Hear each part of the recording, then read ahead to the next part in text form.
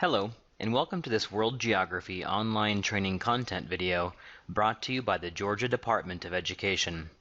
In this video, we will address Georgia Standards of Excellence SSWG 6A, analyzing the correlation between per capita GDP and various social indicators.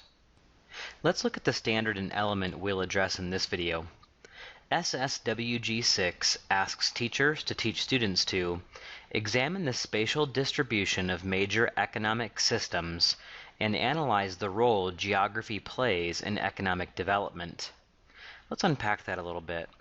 The standard is essentially asking, where do major economic systems exist in the world, and how does geography impact economic development? Element A asks teachers to teach students to compare the levels of economic development of countries in terms of gross domestic product, GDP, per capita, and key demographic and social indicators, for example, literacy rate, life expectancy, gender, access to health care, and UN Sustainable Development Goals for 2030. Now let's unpack the element. This is essentially asking, how is per capita GDP linked to social indicators? In fact, these questions could be used as essential questions for and within a unit of instruction on this standard and element. It's important for students to understand that there are four major economic systems in the world, and these systems exist in various places. Students should recognize that one of, if not the best way to determine economic development in any country is gross domestic product, or GDP. This is a measure of the total dollar value of all goods and services produced within a certain place over a certain period. Even more specific and better for comparison, per capita GDP divides the total GDP by the total population to gain a better understanding of the individual production of goods and services within a place. Lastly, students should identify that there is an interdependent relationship between per capita GDP and certain social outcomes. In general, the more success an economy experiences, the better the social outcomes like literacy rate are, for example. In turn, the better the social outcome, the more success an economy typically experiences. For this video, we'll start by briefly looking at different types of economic systems, then explore the link between per capita GDP and certain social indicators like education expenditures, life expectancy at birth, mother's mean age at first birth, and healthcare expenditures using real examples of countries from around the globe and how they compare to the United States. The CIA World Factbook will be the source for all information cited in this video. Lastly, we will investigate the United Nations Sustainable Development Goals for 2030. Okay, let's start by looking at the four types of economies: traditional, command, market, and mixed. Each economic system has a complex history and its own benefits and drawbacks, which teachers should address with students independently. While this video would not be dedicated to comparing these systems, it is important for students to know the basics and the parts of the world where these different economic systems exist. Most basically, traditional economies exist in very rural areas and are sometimes absent of a monetary system, relying on bartering instead. Many of the Pacific Islands engage in this type of economy. A command economy means the governing body is heavily involved in the economy, determining, among other things, the production and price of goods. The Soviet Union is the most famous example of this system in world history.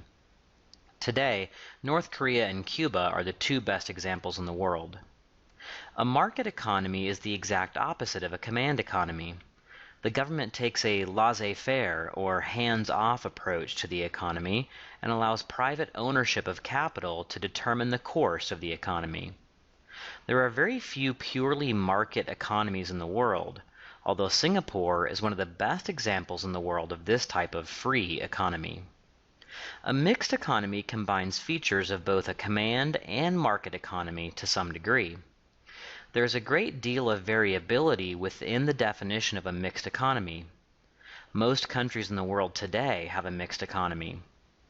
While mostly a market economy, the United States is a good example of a mixed economy, where the government does have some involvement in the development of the economy, the federal interest rates and the Federal Reserve, for example. Next, let's examine the relationship between per capita GDP and certain social indicators.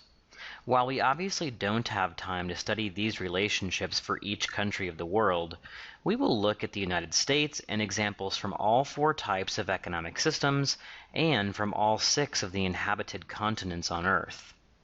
I also kept subregions in mind when choosing these examples. The countries we will use for comparison will be Mexico, Cuba, Brazil, France, Sweden, Greece, Russia, Afghanistan, Israel, Qatar, Egypt, Somalia, South Africa, Senegal, India, Nepal, Sri Lanka, China, Singapore, Fiji, and Australia. Let's use this chart I've created using data from the CIA World Factbook to help us see some of the correlations. I've arranged the chart to rank these 22 countries from top to bottom by per capita GDP. In the subsequent 3 columns, we see where each country stacks up against the world in a world ranking of education expenditures, life expectancy at birth, and healthcare expenditures. Then, in the next column, I've averaged those 3 social indicators. I've also added a column showing the mean mother's age at first birth. Qatar and Singapore are unusual examples of strong economies but lagging social indicators. The petroleum industry may help explain this phenomenon in Qatar. Clearly, there is a link between per capita GDP and life expectancy in Singapore. However, that has not led to increases in healthcare and education expenditures. What we see in the next 6 examples of the United States, Sweden, Australia, France, Israel, and Greece is much more of what was expected, a clear link between per capita GDP and social outcomes. In general, the higher the mother's mean age at first birth indicates a smaller gap in gender equality in that country. Typically, the more gender equality there is, the stronger the economy can be. We can see evidence of this by looking at the countries with higher per capita GDPs having much higher first-time mother ages, whereas the lower GDPs have much younger ages for first-time mothers. A few things to keep in mind when looking at this data are that some of the data is self-reported and some of the data may be incomplete. It is interesting that Cuba has the second most expenditures dedicated to education in the world, yet the per capita GDP is comparatively low. It could be because of bad data or an indication of a command economy impacting educational and professional opportunities. Even though there are outlying examples, in general, there is a clear connection between per capita GDP and social indicators. Finally, let's look at the United Nations Sustainable Development Goals for 2030. Here's the list of 17 goals the United Nations adopted on September 25, 2015. In general, the 17 goals have the aim of ending poverty, protecting the planet, and ensuring prosperity for all. These goals are social, environmental, economic, and governmental. Goal number 17 states the obvious need to partnership together across the globe to accomplish these lofty goals. The United Nations claims that these 17 goals would transform our world, and they are certainly right.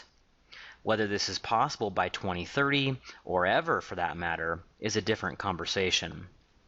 While the UN should be applauded for setting high goals, as a government organization, they face the same issue that every government faces: how to balance environmental protection with economic growth. Each goal has several specific targets to be achieved by 2030. For example, goal number 1 has 5 measurable smaller goals that are encompassed within the overall goal of ending poverty. It is no coincidence that goal number 1 is to end poverty, which would mean an increase in overall per capita GDPs across the planet. Because, as we've seen, Rising per capita GDPs typically lead to increased social outcomes. The economy of a country has a strong influence on the overall quality of life there. There is a variety of economic systems, some with more success economically than others. Typically, the better the economy, the longer citizens live, and the more access to services like quality education and healthcare. There's a clear link between per capita GDP and certain social indicators such as these. Only by nations working together will the world meet the goals set forth by the United Nations in 2015, lifting per capita GDPs all over the world and therefore certain social indicators. Here are some helpful links for further learning. Thanks for watching.